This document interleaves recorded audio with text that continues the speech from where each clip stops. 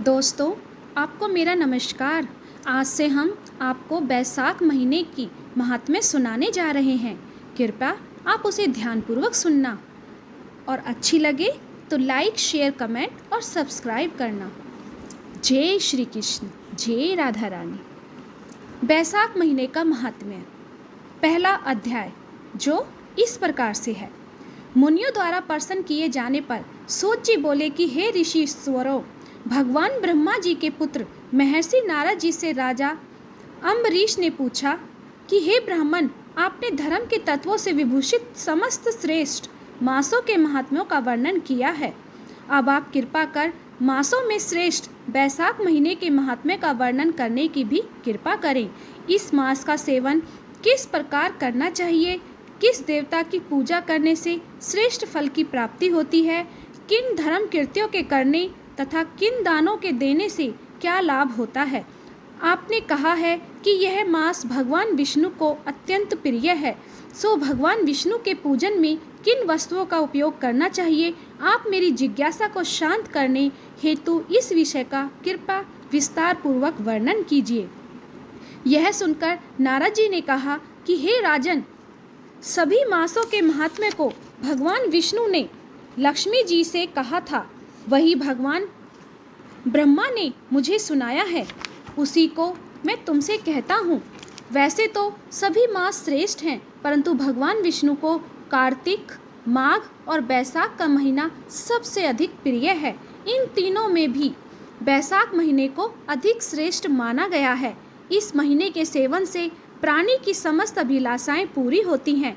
इस महीने में धर्म, यज्ञ, तप, स्नान, व्रत आदि करने से प्राणी के समस्त पाप नष्ट हो जाते हैं। इस मास की देवता भी प्रशंसा करते हैं तथा इसके सेवन को लालायित बने रहते हैं।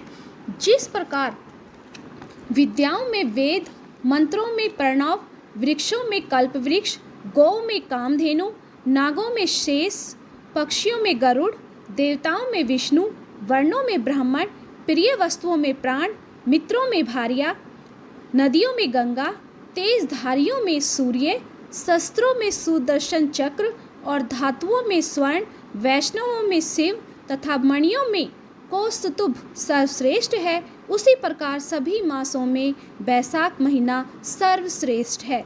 यह मास भगवान विष्णु की भक्ति उत्पन्न करने वाला है।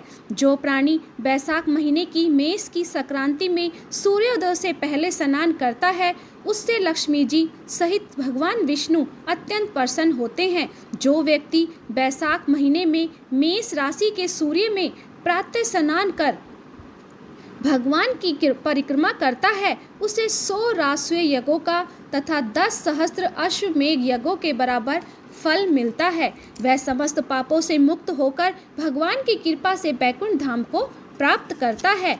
हे निप्रश्रेष्ठ, यदि प्राणी बैसाख महीने का सेवन करने के लिए किसी तीर्थ में न जा सके तो उसे अपने नगर के बाहर वाले किसी जलाशय के जल में भी स्नान कर लेना चाहिए।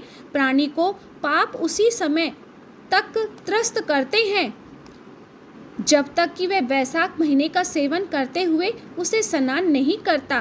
परम पुनित बैसाख महीने में भगवान विष्णु की आज्ञा से समस्त तीर्थों के अधिष्ठात्र देवता सूर्योदय से 6 घड़ी तक जल के बाहर प्राणियों के कल्याणार्थ ठहरते हैं।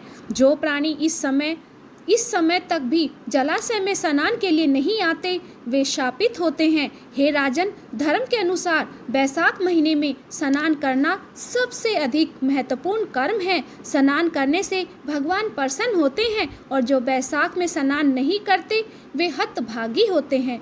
भक्तों, यह अध्याय यहीं पर ही संपन्न होता है। कृपया लाइक, शेयर, कमेंट और सब्सक्राइब करना और प्रेम से बोलना, जय श्री विष्णु हरि, जय विष्णु लक्ष्मी की सदा ही जय।